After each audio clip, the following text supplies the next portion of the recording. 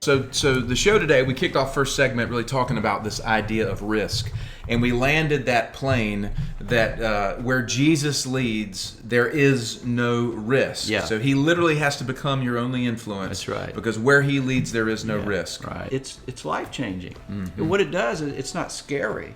It's freeing. Yes. Because God is that good. He takes all of the risk for us. It's about learning to be vulnerable to Him, and He will remove the compromise and vulnerabilities from you. And when you know that, then no phone call can change your life. No one can steal your identity if you lose your job or this or that. Because when you know who you are, it's already blessed. And that's what we want to talk about, is this concept of AGE, A-G-E, which is what we teach. This is how to understand where risk sort of falls off the planet when you're following Jesus. Yeah. So where we're going here is obviously the A, that's anointing.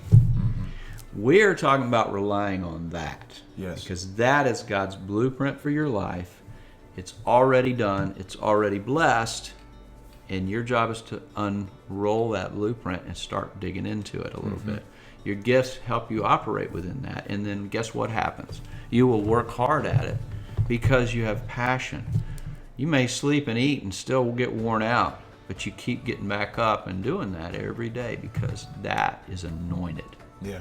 So we got to teach people in this thing about risk.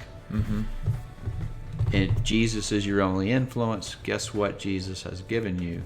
And that is anointing.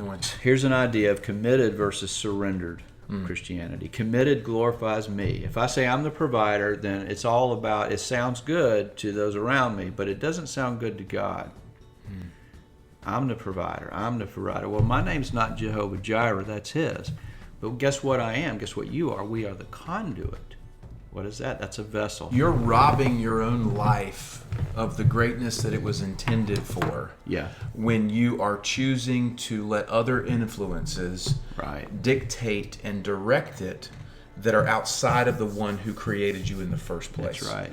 And so you're literally strangling off your genius by choosing these other influences. That's right. Instead of recognizing that He intimately desires to lead you down that path. Yeah, he's already cut the kudzu. He's already gone through it, and He's saying, come on, brothers and sisters, you're my friend, you're not my slave. The anointing comes from understanding and living like you're a son or a daughter. You need to know that the Father made you, but He had a purpose and a plan, and then He made you to fill it. Yeah. Guess what happens when we understand who we are and we work together? Tap into it. That's the church. The power behind understanding your anointing.